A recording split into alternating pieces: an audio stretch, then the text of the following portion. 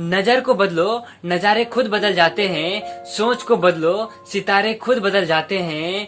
कश्तियां बदलने की जरूरत नहीं, दिशा बदलो, किनारे खुद ब खुद बदल जाते हैं। हाय गाइस, मैं हूँ भिकियारिया। आप लोग के लिए लेकर आया हूँ मैं एक बहुत ही प्रेरणादायक छोटी सी कहानी। तो आइए इस कहानी को स्टार्ट करते हैं। दोस्तों, कहानी स्टार्ट करने से पहले मैं आपसे एक सवाल करना चाहता हूँ। अगर कोई भी बंदा एक छोटे से दुकान से एक पेन खरीदता है और आपको कहता है ये लो एक पेन और इस पेन को बेच कर बताओ, तो आप इस पेन को, सिंगल पेन को कैसे बेचोगे? इसी आधारित पे मैं एक कहानी आपको सुनाने जा रहा हूँ। बहुत ही ध्यान से सुनिएगा। एक बार एक बंदा अपने इंटरव्यू के लिए कहीं जाता है और जब इंटरव्यू में जाता है तो वहाँ उनसे पूछा जाता है और कहा जाता है कि इस एक पेन को आप लीजिए और इस एक पेन को आप 10 रुपए में बेच कर बताइए कैसे बेचेंगे।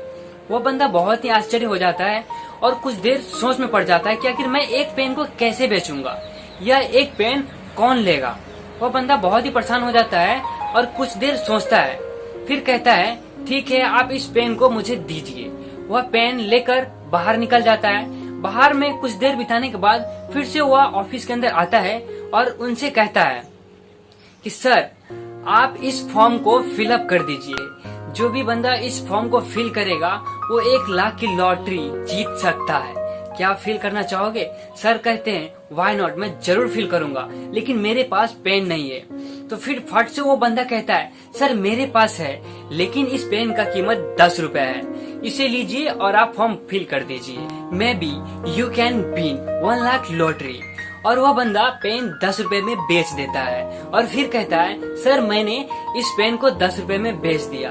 यह देखकर इंटरव्यूअर बहुत प्रसन्न होते हैं और उस बंदे को सेलेक्ट कर लेते हैं। तो दोस्तों, ये छोटी सी कहानी हमें बहुत बड़ी बात सिखाती है। अगर आपको किसी चीज की जरूरत है, अगर आपको वह चीज प्राप्त नहीं हो रही है, तो आपको उसके लिए जरूरतें पैदा करनी होगी, तब जाकर वो खुद पे खुद आपके पास आ जाएगा। तो हमारी कहानी कैसी लगी? दोस्तों, भिकियारिया आपसे यही कहेगा, ऐसे जियो जैसा कि यह आपका आखिरी दिन हो और ऐसा सीखो जैसा कि आप हमेशा जीवित रहो।